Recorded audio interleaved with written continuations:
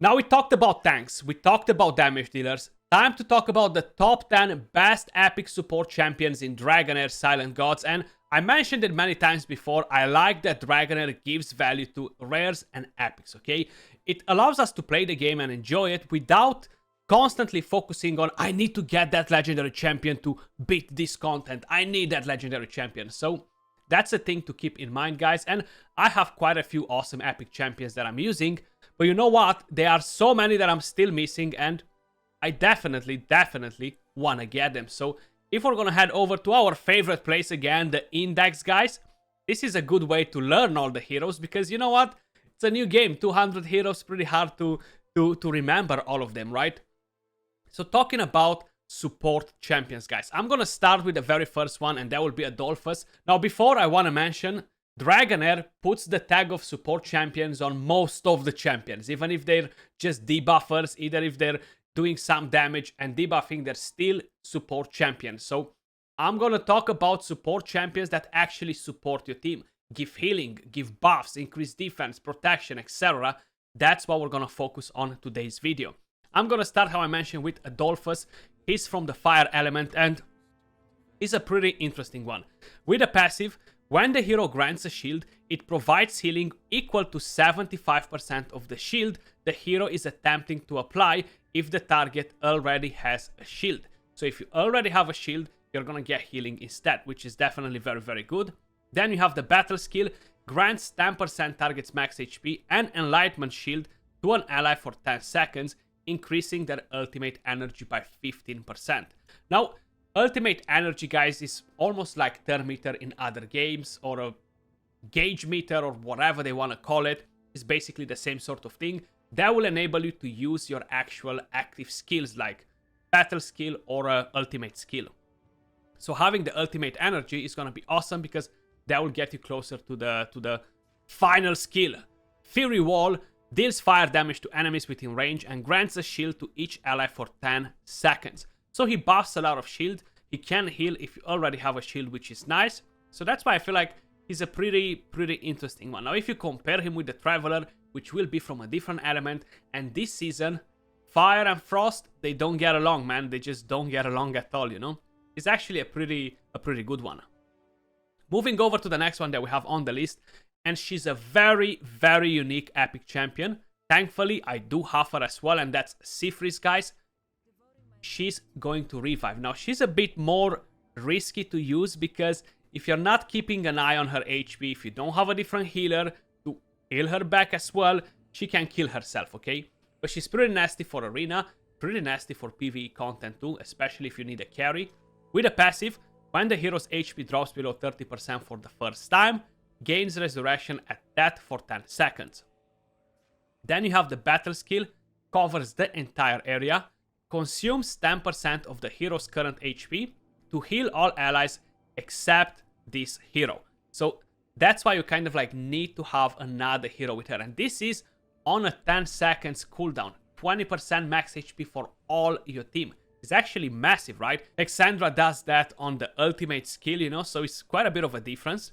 Then you have the ultimate skills, consumes 30% of the hero's current HP and resurrects 2 random allies at 30% of their max HP, retaining 75% of the resurrected allies' ultimate energy before that. Then grants defense up, the bigger version, to all allies. Now she consumes 30% of her HP, which will put her in a bad spot if you don't have another healer for her. That's kind of like the only problem with her, but she's solid even for arena if you don't have some of the OP legendaries just to be annoying in your defense, you know. Definitely keep her in mind. Moving over to the next hero that we have on the list, guys, is gonna be no one else but Gion.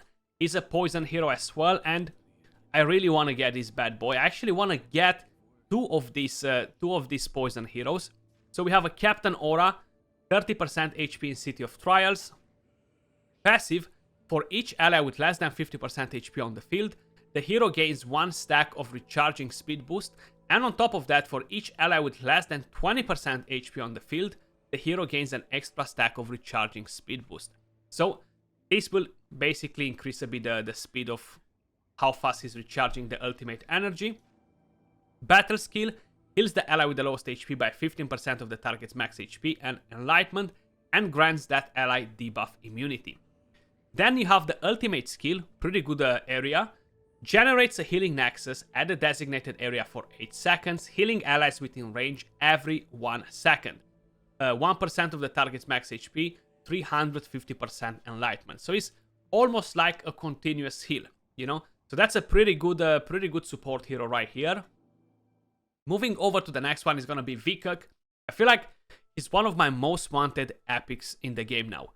Now that I actually pulled my DPS champion, I'm really looking forward to get Vikuk. So poison hero, the passive, when the hero is inflicted with a debuff, there's a 100% chance of inflicting accuracy penalty on the debuff caster for 5 seconds.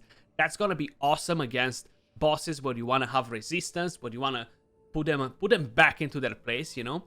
Then the battle skill deals poison damage to enemies within range, fully tomed, 100% chance to put attack penalty for 5 seconds, the bigger version, and it has a fairly decent area, you know, to cover.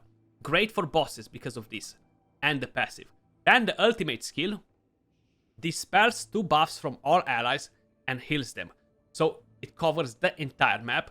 For each debuff successfully dispelled on an ally, the healing on that ally is increased by 25%. And it already has a pretty good value, 15% of the target's max HP. If you dispel a debuff, you're gonna get 25% of the 15%. So it's actually gonna add up quite a bit, and this is massive. Like, think about the Grave of Rot, right? You're gonna get a lot of debuffs there. This is gonna be absolutely massive in there. You know, you're gonna get a lot of healing. Dispel the debuffs too, the decrease attack, the decrease accuracy if you wanna resist with somebody. You know, it's definitely a pretty awesome hero. Moving over to the next one that we have on the list, guys, is gonna be no one else but Iukite. I can't pronounce this name. She's actually a pretty interesting one from the lightning element, and we have a Captain Aura, defense in all battles 24%, already top notch. Passive skill, when an ally casts an ultimate skill, the hero grants a 10% target max HP and enlightenment shield to them for 5 seconds. So that's actually fairly nice. Then you have the battle skill, deals 300% attack to the enemy and removes all of their shield, with a 75% chance of dispelling 1 buff from them. So this can be good in different content, guys. For example, you have the Grave of Curse. You have the Frost domain, where this can be pretty damn important, you know. Remove shield, dispel buffs. So this is actually a pretty awesome skill.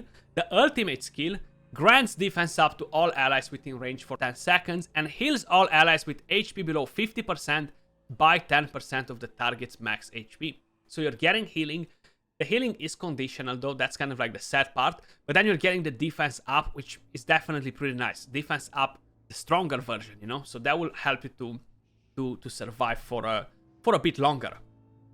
Moving over to the next hero that we have on the list, guys, is gonna be no one else but Nathaniel, and he's gonna be from the exact same element. Captain Aura increases ally max HP in all battles. I like when the auras are in all battles, man. At the moment, I feel like the heroes that I'm using, they have auras or for dungeons or for arena or for this, and I can't make use of it, you know.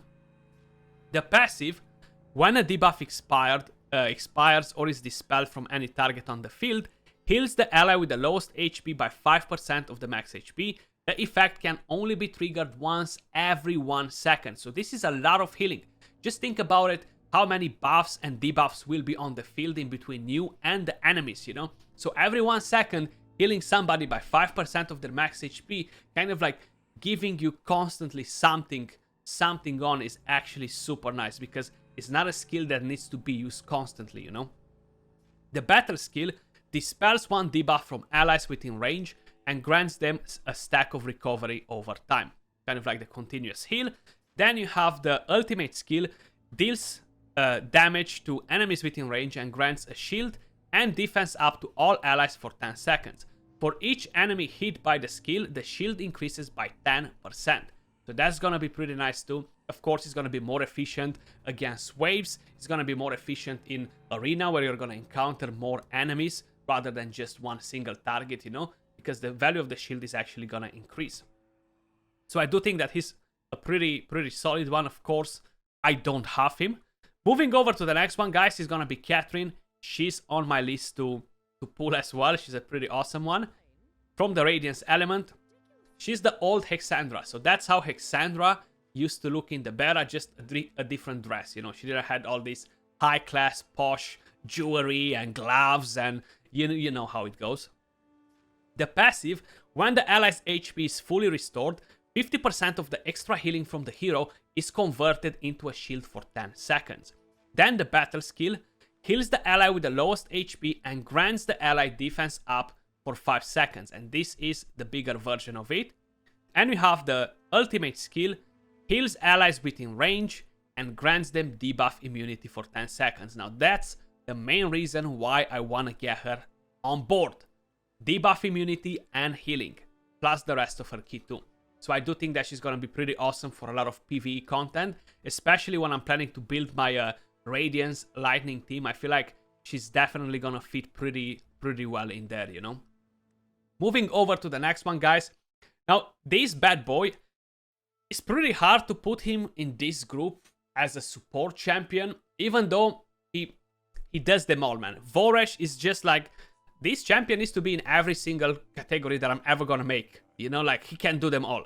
He's such an amazing champion. He's definitely one of the best epics in the entire game. And look at his stats. Look at that attack. 1,400 attack. They are legendary that are doing damage, and they don't have that crazy attack, you know? Then we have the battle skill. Deals cold damage to enemies 3 times. When dealing damage to the enemies, has a 50% chance of dispelling one buff from them. Now, unfortunately, this is not a higher chance. You cannot rely on him to dispel the buffs. That's why I always like to use other heroes. But honestly, he's doing a lot of damage, man. Like, if I would build him just purely for damage, he will be top 2 on my account on dealing damage at the moment from the heroes that I have built. Then we have the ultimate skill. Deals cold damage 3 times to all enemies with a 100% chance to put a buff prohibition for 10 seconds. This is massive. Now, when you're doing Goblin, when you're doing something, you're gonna see the waves of enemies coming towards you, right? And a lot of heroes, they're just touching a few of them when they're targeting with their ultimate skill because their area of coverage is much smaller. Well, he's covering the entire map, so when you have enemies coming to you on the Goblin, that's why he's always hitting them all, you know? So, Vores, man, he does provide some healing, but provides a lot of damage and some debuffs too. So, that's why I feel like it needs to be in every freaking top that's based on epic champions, you know? It's just too good not to include him, you know? Then we have Tia, guys, as the number 9. And I'm honestly quite a fan of Tia. I use her quite a bit too. I use her on the Lady of Greeneries. I use her on the Flame Domain. I tend to use her on Grave of Wrath, places where they're bringing in a lot of debuffs, you know? Or if you need healing prohibition in particular areas, she can do a pretty decent job. So, Necrosis element, Captain Aura increases all ally accuracy in dungeons by 50.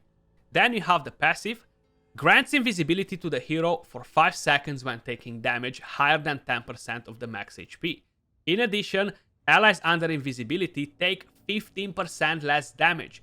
So, if some people were curious, what is invisibility doing when she's putting it on everybody? Think about Veil and Perfect Veil in Raid Shadow Legends. So, before, and this was not like this, man. I remember actually now was not like this, and I actually mentioned in a video that I've done before, it would be nice if they would do it like the Perfect Veil, and seems like they've done it. They are doing a lot of small changes with all these patches dropping in daily, and they're not really communicating to tell us exactly what changed, so we tend to discover. But this damage reduction from invisibility is definitely something that was added recently, because I feel like 1.5 weeks ago this was not there. So it's exactly like Perfect Veil, brings damage reduction. Glad to know that they heard the feedback on that. Moving over to the battle skill, heals the ally with the lowest HP and the allies with invisibility. Each ally can be healed once per cast. And she's giving you a fairly decent healing. You do need enlightenment for it, and you do need attack, okay? So you might want to think of how you're planning to build her. She will require quite a few stats. Then the ultimate skill, does need some accuracy here. Grants invisibility and debuff immunity to all ranged allies for 10 seconds. Then deals 850% attack, necrotic damage with a chance to put healing prohibition on enemies for 10 seconds. And this will be 85% chance once you're gonna fully tome the hero. So it's not gonna be 100% chance. That's the main issue that I have with her. But I do like to use her for the damage reduction from invisibility, which I'm glad to see that they added that on. And mainly for the immunity, debuff immunity, you know. So definitely awesome stuff to have the damage reduction from there. I'll be using her more often now. And the last one that I have on the list, guys, again, I don't owe the champion. Now, there are a few different interesting supports in here. Like, we have Estella, we have Zarlot, which are fairly decent. But I'm going to go with Gladros, just because he's a bit more unique. So that's why I put him in my top 10. He looks pretty damn massive, right? I wouldn't want to meet him face to face. But we have a Captain Aura resistance in Arena. Fairly decent stats. When an ally with a shield is inflicted with control, dispels their shield for an immunity to the control. So basically, it's going to allow you to remove the crowd control from that hero, which is awesome. And you're going to lose the shield for it. Fair cost, I would say. Then you have the battle skill. Deals necrotic damage to the enemy with the highest attack with a 75% chance, tomed 100%, of stealing 25% of their attack for 5 seconds.